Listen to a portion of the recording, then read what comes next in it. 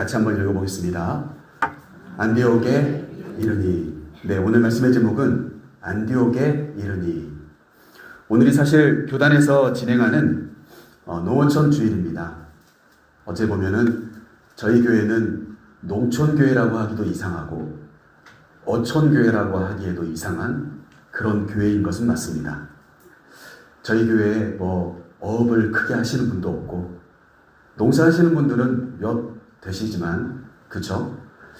그러나 아무튼 어찌 보면 저는 이 농어촌 주일이 그냥 시골교회 시골교회 주일인 것 같아요. 그래서 오늘 한번 말씀을 함께 나누면서 우리가 어떤 마음으로 이 시골교회, 모교회라고 할 수 있는 이 교회를 우리가 잘 아름답게 섬길 수 있을까, 이런 이야기를 오늘 말씀을 통해서 함께 나눠볼까 합니다. 먼저는 6월달 전체적인 교육 주제는 성결교회입니다. 6월달 전체적인 주제가요. 여러분들 오른쪽에, 여러분들이 앉아 계시는 쪽에서 오른쪽에 보시면 현수막이 붙어 있잖아요. 이 현수막을 보시면 1907년이 성결교단이 출발한 때고, 그리고 1974년 3월 2일이 저희 교회 창립 기념일입니다. 그리고는 그 옆으로 보시면 중생 성결 신유 재림, 이렇게 네 가지의 원이 그려져 있죠. 그리고 거기에 한 개의 선이 이렇게 쭉 따라서 지나가고 있습니다. 중생 성결 신유 재림을 잘 이행하면 어떻게 되냐? 그것은 바로 왼쪽에 있는 내용이에요. 성결한 그리스도인이 되어 중생하고 성결하고 신유 재림의 삶을 살아가면 성결한 그리스도인이 될 것이다 라고 하는 것, 그게 바로 우리 성결교단의 이야기입니다. 이 말 한마디만 잘 기억하고 계셔도 여러분들이 앞으로 나눌 말씀들을 잘 이해하실 수 있을 것 같아요. 오늘은 농어촌 주일인데 사실 우리 성결교회 이렇게 주제를 잡고 시작하는 첫 예배인데 어떤 말씀을 전하면 좋을까 이런 생각을 했는데 제 마음속에 떠올랐던 말씀이 오늘 본문 말씀입니다. 안디옥 교회 그리고 예루살렘 교회, 이 두 개의 교회를 바라보면서 과연 우리는 어떤 교회 또 어떤 성도로 삶을 살아가는 것이 바람직할 것인가, 그렇게 오늘 말씀을 함께 생각해 볼까 합니다. 먼저요, 지도를 한번 보여드릴게요. 지도가 이렇게 큰 지도들이 별로 없더라고요. 보시면 지금 파란색 온으로 그려진 데가 예루살렘입니다. 지중해가 크게 있고요. 지중해가 쭉 있고, 그리고 중동 아라비아 반도 위쪽으로 올라가면 바로 이 예루살렘이 나와요. 그리고 예루살렘이 있는데 그 다음에 오늘 주제로 우리가 함께 나눠야 될 이야기는 바로 저기 빨간색 원 안디옥이라고 하는 곳에 세워진 교회에 대한 이야기입니다. 과연 어떠한 과정 때문에 예루살렘 교회에서 안디옥 교회를 세울 수 있게 되었을까? 사실 엄밀히 말하면 예루살렘 교회에서 세웠다기보다는 예루살렘 교회 성도들이 여러 가지 가진 핍박과 고난 속에서 살기 위해서, 순교당하지 않기 위해서 피하는 길 과정 가운데 안디옥이라고 하는 곳에 가서 지내면서 그곳에서 복음을 전하다가 그곳에 많은 사람들이 예수 그리스도 믿게 되어서 교회가 세워지게 되었다라고 하는 것이 가장 중요한 내용이라고 하겠습니다. 자, 그래서 오늘 세 가지 말씀을 드릴 건데요. 첫 번째 한번 읽어볼까요? 피값으로 세워진 교회. 제가 밑에 가로에다가 뭐라고 써놨습니까? 예루살렘 교회에 희생이 있었다는 거. 자, 오늘 본 말씀 19절 말씀을 한번 읽어볼게요. 19절 말씀 같이 읽어보겠습니다. 그때 스데반의 일로 일어난 환난으로 말미암아 흩어진 자들이 베니게와 구브로와 안디옥까지 이르러 유대인에게만 말씀을 전하는데, 여러분 이 19절 말씀이 굉장히 중요한 내용을 두 가지 사실을 우리에게 소개해 줍니다. 먼저는요, 스데반의 일이 있었다, 이런 이야기가 나와요. 스데반의 일이 언제 있었냐면 사도행전 8장 말씀으로 거슬러 올라가면 나옵니다. 스데반 집사는 사도행전 6장에 등장하는데, 사도행전 6장에서 교회가 폭발적으로 성장을 하자 뭔가 나누어주고 구제하는 일에 누락된 사람들이 생기기 시작한 거예요. 그래서 초대교회 사도들이 어떠한 마음을 갖느냐, 너희들 중에서 사람들에게도 칭찬받고 하나님의 성령이 충만한 자들을 7명을 선택해서 이 일을 맡기자. 이런 이야기가 나오죠. 그래서 세워진 집사님들 중에 한 분이 바로 스데반 집사였는데 사도행전 8장 말씀에 보니까 이 스데반 집사가 순교당하게 됩니다. 순교당하게 돼요. 교회 사명을 감당하면서 설교를 하고 그리고 결국엔 돌에 맞아 죽게 됩니다. 그게 이제 7장 말씀, 사도행전 7장 말씀 마지막 부분에 나오는 내용인데 그 장면에서 스데반 집사를 죽여야 되겠다라고 생각했던 마땅히 죽어야 된다. 예수는 거짓이다. 이렇게 믿고 있었던 바리새인 중에 한 청년이 등장하는데 바로 그 사람이 그 이름도 유명한 사울입니다. 그리고 나서 이제 오늘 본문 말씀이 등장하는 거죠. 그래서 사랑하는 성도 여러분, 오늘 이 말씀을 우리가 19절 말씀 딱 한 구절을 보면서 전체 앞의 내용을 다 이해할 수는 없습니다만 한 가지 분명한 것은 교회가 예수 그리스도를 전파하는 자들이 핍박을 당하자 그 사람들은 어때요? 흩어지게 되었다는 거예요. 아, 우리가 이 예루살렘에 머물러 있다가는 다 죽게 될 거야. 그러니 어디로 먼 곳으로라도 피신하자. 그래서 떠났던 발걸음들. 그게 오늘 19절 말씀에 보니까 스데반의 일로 인하여 일어났던 환난. 바로 그겁니다. 예수 그리스도를 전하는 것 때문에 예수 그리스도 믿는 것 때문에 돌에 맞아 죽게 되었던 스데반 집사님의 그 사건 때문에 이 모든 일들이 시작되게 되었다. 오늘 19절 말씀에서 또 한 가지 우리가 알 수 있는 것이 있어요. 그건 바로 19절 말씀 마지막 표현입니다. 유대인들에게만 말씀을 전하였다. 유대인들에게만. 여러분, 만약 저는 이렇게 질문을 던져보고 싶어요. 예루살렘 교회가 성장하고 막 부흥했었는데 거기에 아무런 사건이 일어나지 않았어요. 소위 말해서 스데반 집사가 순교당하지 않았어요. 그러면 오늘 19절 말씀에 보시면 나오는 것처럼 그 사람들이 먼 타지의 이방인들이 사람들이 살아가고 있는 곳에 갔는데도 불구하고 그곳에서도 누구에게만 복음을 전해요? 유대인에게만 복음을 전하잖아요. 그 이방 땅에 가서도 유대인들을 찾아내고 그 유대인들에게만 복음을 전했어요. 그 말은 뭘까요? 예루살렘 교회 성도들의 성향상 결코 세계 선교를 위해서 직접 찾아가는 사람들은 거의 없었을 거라는 겁니다. 등 떠밀리듯이 순교의 사건이 일어나서 어쩔 수 없이 떠났음에도 불구하고 간 곳에서도 유대인들에게만 복음을 전했어요. 예수 그리스도 믿으라고. 여러분, 이 19절 말씀 한 구절이 가져야 되는 의미가 굉장히 많습니다. 여러분, 어찌 보면 오늘날 한국 교회 안에도 마찬가지예요. 교회 성도들이 새로 와요. 그러면 이분들이 완전히 교회를 안 다녔던 분, 교회에 오는 분들이 별로 없어요. 이제는 대부분 다른 교회에 출석하시다가 어떤 여러 가지 사정 때문에 교회로 옮겨오시는 분들이 훨씬 더 많아요. 그러면 사실 그만큼 세상에 교회 다니는 사람들이 많아야 되잖아요. 근데 그건 아니에요. 교회 다니는 사람들은 한정되어 있는데 그 중에는 교회에 시험 들어서 아예 안 나오는 사람들도 있고 반대로 여러 가지 사정 때문에 이사라든지 여러 가지 일들 때문에 교회를 옮겨오는 사람들이 있다는 거예요. 예수 그리스도의 십자가의 복음이 개방되어 있지 않고 막혀 있다는 것. 저는 이 19절 말씀의 마지막 표현은 충격이지 않을 수가 없습니다. 그런데 그 충격이 사실 그들에게 우리가 손가락질할 수 있는 자격이 없어요. 우리도 예수 그리스도 믿으라고 최근에 내가 언제 누구에게 그러한 말을 해봤는지 이 말씀을 함께 나누는 우리가 생각해 볼 필요가 있겠다라고 하는 것입니다.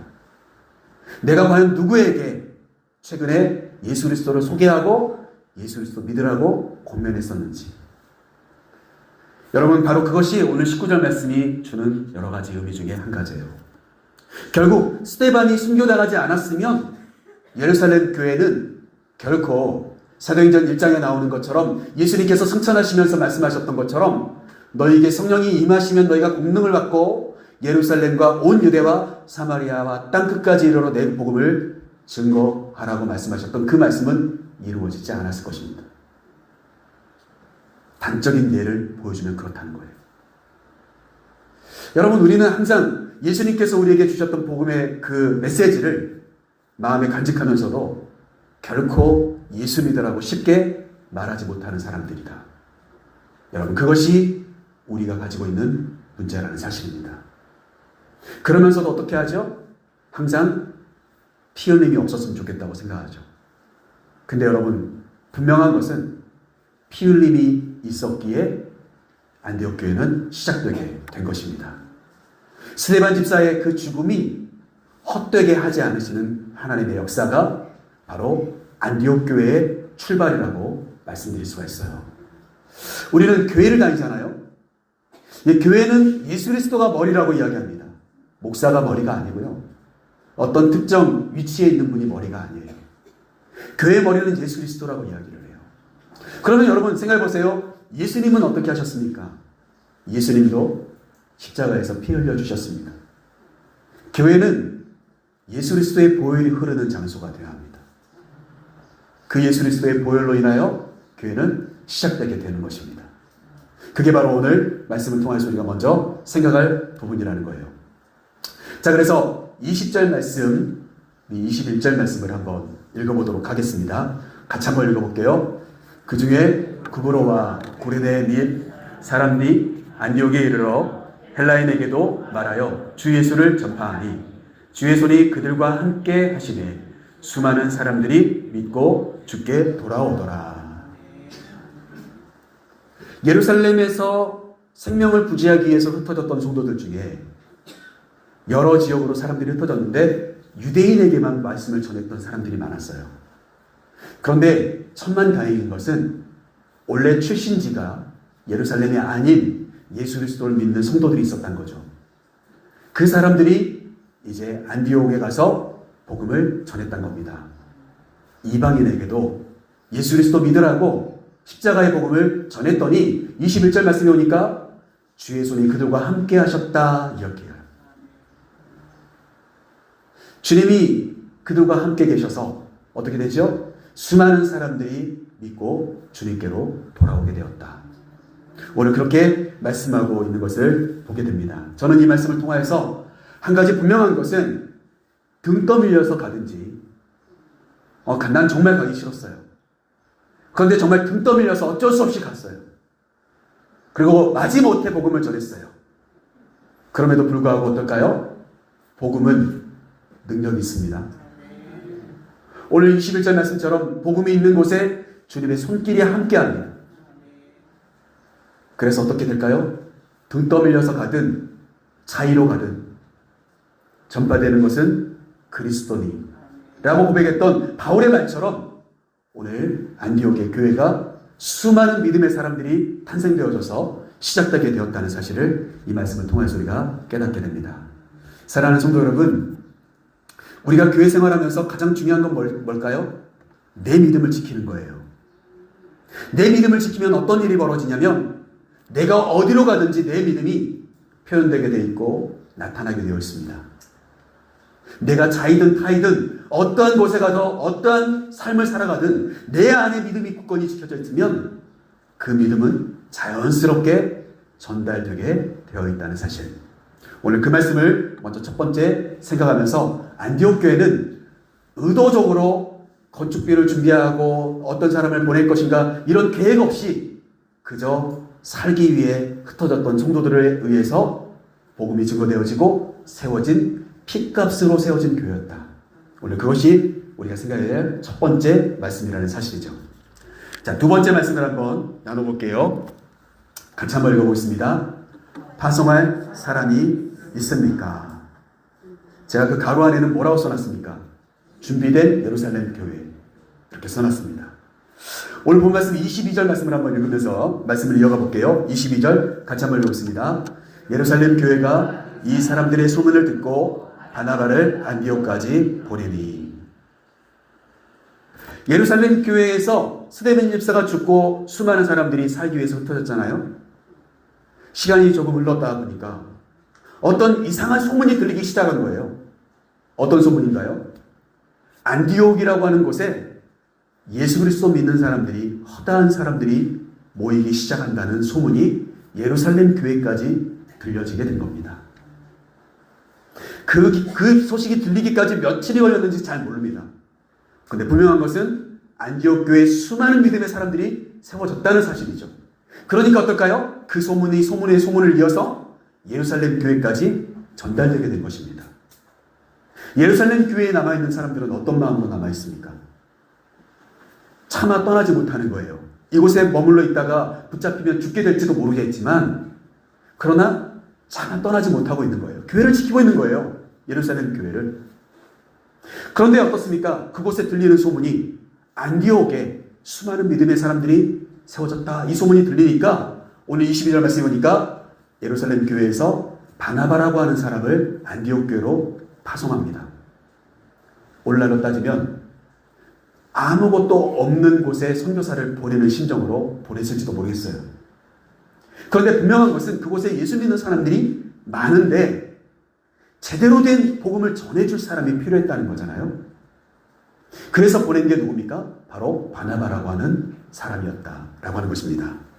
성경에 보면 이 바나바라고 하는 뜻은 권위자 이런 뜻입니다. 권면하고 위로하는 사람 이런 뜻이에요. 그런데 원래 이 사람은 이 예루살렘 출신 사람이 아닙니다. 구브로라고 하는 섬 출신입니다. 이따가 지도를 한번 더 보여드리기 위해서 설명드리겠습니다만 바나바는 키프로스, 오늘날로 따지면 키프로스라고 이야기하는 구브로라고 하는 섬의 출신입니다. 그런데 레위 지파의 사람이에요. 레위인이에요. 그러니까 그의 부모님들이 레위 사람들인데 그 섬에 가서 살고 있었던 거죠.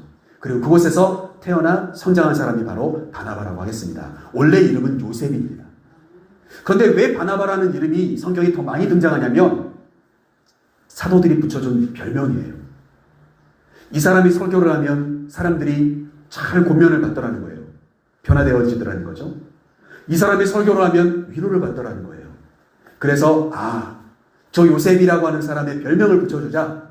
그래서 바나바 이렇게 불렀다는 겁니다. 그래서 오늘 예루살렘 교회는 어찌 보면은 잘 준비된 사람이 있었기에 어디로 보낼 수 있어요? 안디옥 교회로 이 사람을 보낼 수 있었다는 거예요. 오늘 그것을 우리가 이 말씀을 통해서 생각해 볼 필요가 있겠습니다. 자, 그러면 그렇게 예루살렘 교회로부터 안디옥 교회로 파송받은 바나바는 어떤 일을 했을까요? 23절 말씀, 24절 말씀 한번 같이 한번 읽어보겠습니다. 같이 읽겠습니다. 그가 이르러 하나님의 은혜를 보고 기뻐하여 모든 사람에게 굳건한 마음으로 주와 함께 머물러 있으라 고나니 바나바는 착한 사람이요 성령과 믿음이 충만한 사람이라 이에 큰 무리가 주께 더하여지더라. 아멘. 예루살렘 교회가 비록 순교의 현장이 되어서 사람들이 머물러 있지 못하는 상황에 놓여 있지만 굉장한 능력의 사람이 예루살렘 교회는 준비되고 훈련되고 있었다는 사실입니다. 안디옥에 수많은 믿음의 사람들이 있었다고 이야기할 때 예루살렘 교회는 즉각적으로 이 훌륭한 사람을 보낼 수 있었다는 거예요. 24절 말씀에 오니까 뭐라고 나옵니까? 바나바는 착한 사람이래요.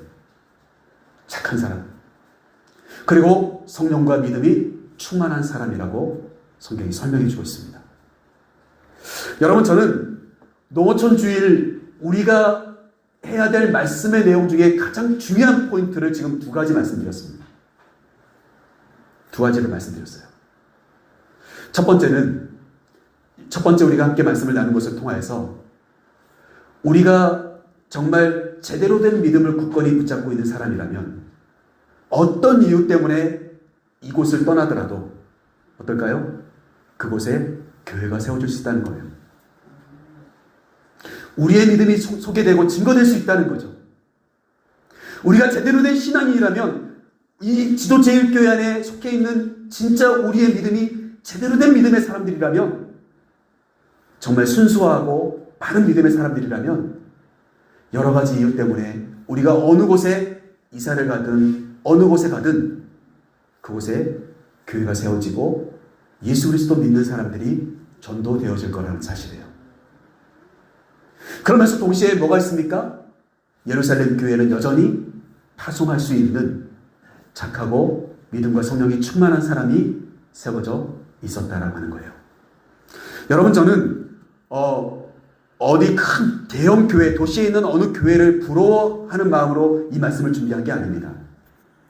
저는 그 교회들이 도리어 시골에 있는, 어찌 보면 저희와 같은 이런 지역에 있는 그런 지역에 순수하게 복음을 듣고 믿음으로 성장하던 사람들이 많이 여러 곳에 가서 거기에서 열심으로 교회를 섬기고 봉사하고 있다는 사실을 알아요.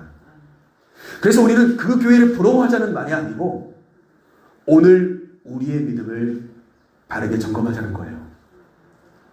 우리가 진짜 순수한 믿음의 사람들로, 정말 모이면 즐겁고 가족과 같고 정말 순수했던 그 믿음의 열정이 우리 안에 여전히 머물러 있냐는 거예요. 언제든 우리의 자녀들이 여러 가지 이유 때문에 학업이든 결혼이든 여러 가지 이유 때문에 대도시에 나가서 살 때에도 우리의 자녀들이 이곳에서 신앙하며 성장하여서 그들이 그곳에서도 영적인 영향력을 끼치며 살아가고 있는가라고 하는 거예요. 여러분, 이 이야기는 굉장히 중요한 이야기입니다. 오늘 우리의 교회 안에 믿음과 성령이 충만한 사람들이 세워지고 있는가? 언제 어떠한 곳에 믿음을 가지고 파송해도 될 만한 믿음의 사람들이 세워지고 있는가? 여러분, 그것이 우리 시골 교회, 소위 말해서 농어촌 주의를 맞이하는 우리 모두의 과제이고 숙제라는 거예요. 여러분, 그것을 오늘 이 말씀을 통해서 우리가 한번 되짚어 볼 필요가 있겠습니다. 자, 바나바는 그 사역만한 것이 아니죠. 두 번째 바나바가 했던 사역 중에 한 가지는 또 한 가지 중요한 사역인데, 우리 25절, 26절 말씀 같이 한번 읽어보겠습니다. 바나바가 사울을 찾으러 다소에 가서 만남에 안디옥에 데려와서 둘이 교회에 1년간 모여 있어 큰 무리를 가르쳤고 제자들이 안디옥에서 비로소 그리스도인이라 일컬음을 받게 되었더라. 아멘. 여러분, 25절, 26절 말씀을 통하여서 바나바가 했던 또 한 가지 사역은 뭐냐? 그 안디옥에 있는 사람들에게 복음을 전하는 것뿐만이 아니라 자기와 함께 동역할 사람을 찾아내어서 그와 함께 동역하고 있는 모습을 발견하게 됩니다. 지도를 잠깐 다시 한번 보여드리면 예루살렘 교회 그리고 안디옥 교회죠. 예루살렘 교회에서 바나바를 안디옥이라고 하는 곳에 파송을 했는데, 이 바나바는 어디 출신이라고 했죠? 구브로 사람이라고 했어요. 그러니까 안디옥의 건너편에 보면 섬이 보이잖아요. 바로 그 섬이 구브로 섬인데 그곳에서 나고 자랐던 레위 지파의 사람이었다. 그런데 오늘 바나바가 동역자로 세우고자 했던 바울은 바로 그 위쪽에 있는 다소라고 하는 곳에, 길리기아 다소라고 하는 곳에 생활하고 있었던 베냐민 지파에 속해 있었던 사람이었다. 그래서 이제 어떻습니까? 구브로 출신의 바나바와 다소 출신의 바울이 함께 모여서 안디옥 교회를 섬기게 되었다. 이와 같은 이야기가 오늘 성경 말씀을 통해서 우리가 확인해 볼 수 있는 이야기죠. 사랑하는 성도 여러분, 저 여러분 모두가 우리에게도 함께 뭔가를 할 수 있는 사람들이 세워지고, 그리고 말씀으로 훈련된 사람들이 세워지고, 어느 곳에든지 복음을 전할 수 있는 사람들로 훈련되는 교회, 저는 그 교회가 바로 우리 지도제일교회가 되어야 된다고 생각합니다. 순수함이 있고 여전히 삶에 대한 열정이 있고 여러 가지 뚫고 나가야 될 일들이 많은, 개척해야 되고 변화시켜야 될 그런 환경 가운데 있는 시골 교회야말로 믿음을 끝까지 굳건히 지키고 분주하고 삭막하게 살아가는 이들과 다르게 정을 나누면서도 동시에 복음을 나눌 수 있는 훈련된 자들로 우리 교회 안에 많은 이들이 세워져야 될 줄로 믿습니다. 그게 바로 모 교회, 예루살렘 교회의 역할이라는 거예요. 자, 마지막 세 번째 같이 한번 읽어볼게요. 같이 읽겠습니다. 바른 성장이 있습니까? 도움받는 예루살렘 교회라고 제가 가로 안에 넣어놨습니다. 바른 성장이 있습니까? 저는 이 이야기를 좀 해볼까 합니다. 여러분, 자녀들이 철이 들면 부모님의 뒷모습을 자꾸 살핍니다. 자녀들이 철이 들면 그래요. 우리 부모님이 좀 불편한 점이 없는가? 우리 부모님께 뭘 해드리면 좀 편안하게 생활하실 수 있을까? 이런 생각을 하면서 부모님을 살피게 되는 거죠. 그러면 그런 자녀가 있을 때 자식 농사 잘했다, 이렇게 이야기하는 겁니다. 동의하세요? 뭐 세월이 흐르고 수십 수년이 지나도 내 자녀가 철이 없어요. 그럼 어떨까요? 부모님을 살피기는 살피는데 뭐 얻어갈 거 없나 이렇게 볼 겁니다. 그러면 자식 농사 잘 못한 겁니다. 자식 농사 잘했다 이 말은 뭐예요? 내가 언젠가는 어느 시점이 되면 부모님을 협력하는 자가 되어야 될 텐데라고 하는 마음의 부담이 있는 거예요.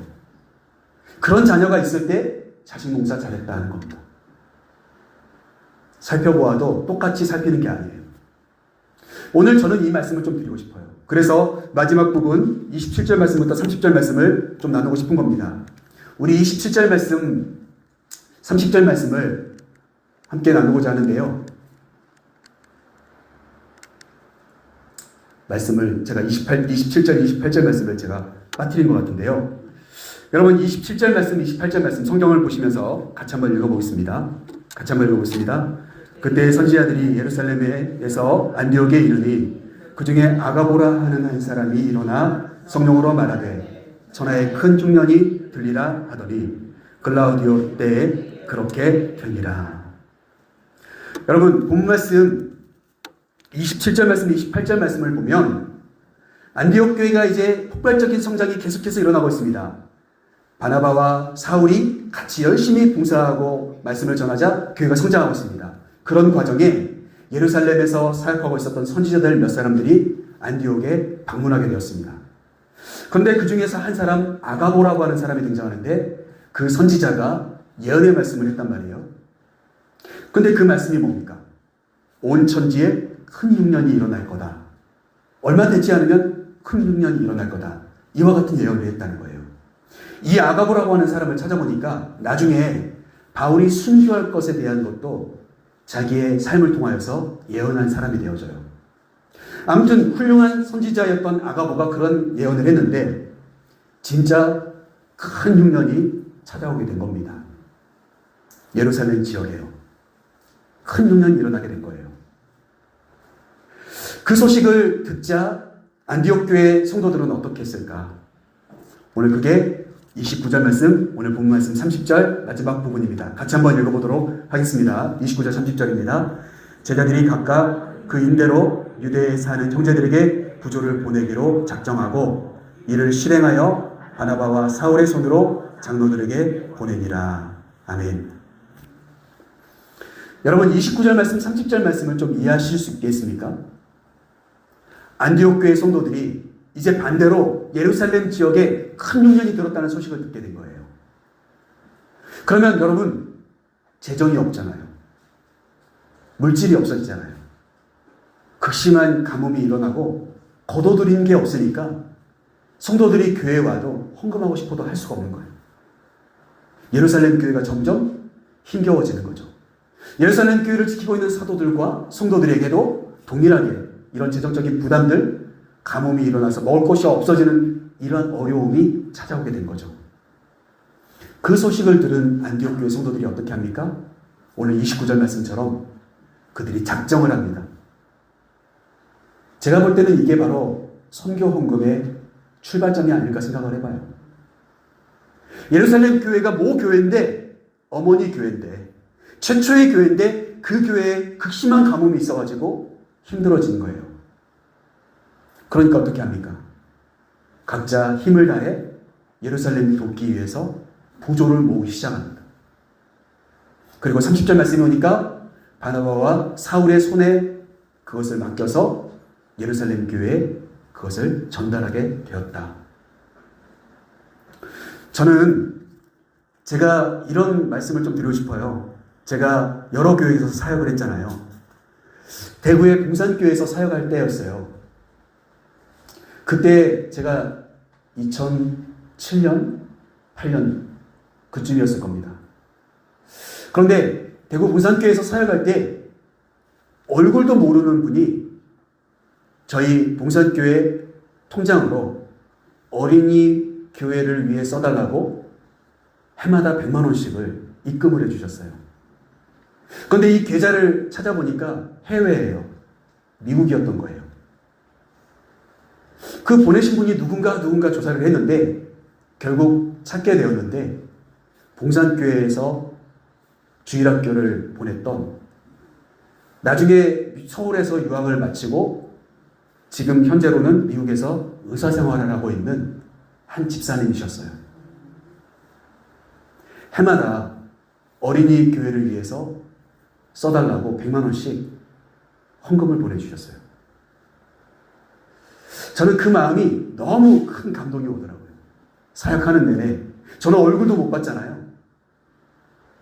제가 맡고 있는 어린이 부서를 위해 해마다 100만 원씩 헌금을 해주시는 분이 있었다는 거예요. 근데 봉산교회가 가난한 교회가 아니거든요. 부자 동네예요. 그런데도 불구하고 어렸을 때의 추억을 기억하며 해마다 헌금을 보내주시는 그 집사님의 손길을 제가 보면서 이렇게 가르쳐야 되는데 라는 생각을 했었습니다. 바로 그 모습이 오늘 안디옥 교회의 모습이에요. 정말 예루살렘 교회에서 흩어졌던 성도들이 세운 교회에서 이젠 반대로 모교회라고 할 수 있는 예루살렘 교회에 흉년이 들어서 어려워지자 도와주고 싶은 거예요. 여러분, 이것이야말로 바른 성장이라고 저는 생각되어집니다. 진짜 자식농사 잘했다는 이야기, 우리 지도제일교회가 바른 신앙문으로 말씀이 전해지고 훈련이 되어지고 우리 교회가 잘 운영되었다는 이야기는 바로 이럴 때 해야 되는 이야기인 겁니다. 우리 교회 출신 분들이 어느 곳에 있든지 우리 교회를 위해서 기도해주고 기억하고 추억하면서 언제고 찾아오고 싶은 교회가 우리 지도제일교회가 될 때 우리는 진짜 좋은 교회인 것입니다. 여러분, 그것을 오늘 노후천 주일을 맞이하여서 마지막으로 전해드리고 싶은 이야기입니다. 오늘 말씀 제목이 뭡니까? 안디옥에 이르니입니다. 처음에 안디옥에 이르를 때는 예수 믿는 사람이 없던 이방 땅이었어요. 그런데 그 처음 안디옥에 이르렀던 사람들이 그곳에 교회를 세우게 됩니다. 그리고 나서 어떻게 되죠? 두 번째 안디옥에 이르렀을 때는 예루살렘에 큰 흉년이 있어서 어렵다는 소식을 전하는 선지자들의 발걸음이 안디옥에 이르르게 됩니다. 여러분, 저는 우리 지도제일교회의 큰 포부가 다른 게 아니라 우리가 이곳에서 바른 신앙인으로 굳건한 믿음의 사람들로 성장해야 된다는 겁니다. 이곳에 있는 누구든 간에 어느 곳에 내놓아도 그곳에서 예수 그리스도 복음을 전할 수 있는 자들로 성장해야 된다는 것입니다. 우리끼리 있으니까 우리끼리 그냥 도토리 키재기 하듯이 누가 좀 더 믿음이 좋고 나쁘고 이렇게 평가하는 교회가 되어서는 안 되고요. 어느 곳에 내놓아도 그곳에서 예수 그리스도의 십자가의 복음을 증거할 수 있고 교회를 세워낼 수 있고 헌신적으로 봉사하고 그리고 언제든 우리 교회를 위해 기도해주고 헌신해줄 수 있는 마음이 있는 자들로 그렇게 세워질 수 있는 교회, 그 교회가 진짜 멋진 교회 아니겠습니까? 바로 그 교회, 시골교회, 지도제일교회가 바로 가져야 될 그와 같은 목표다라고 말씀드리고 싶습니다. 사랑하는 성도 여러분, 저 여러분 모두가 그런 공간 안에서 함께 호흡하며 오늘도 우리의 믿음을 점검하고 다시금 진짜 우리가 매력적인 그런 읍에 있는 교회인지 우리가 다시 한번 우리를 돌아보면서 우리는 내 스스로가 정말 믿음이 성장하고 있는 사람인지 돌아보고 그리고 항상 교회를 위해서 기도하고 있는지 돌아볼 줄 아는 그러한 이번 노원천 주일 한 주간의 삶이 될 수 있기를 주님의 이름으로 간절히 축복합니다.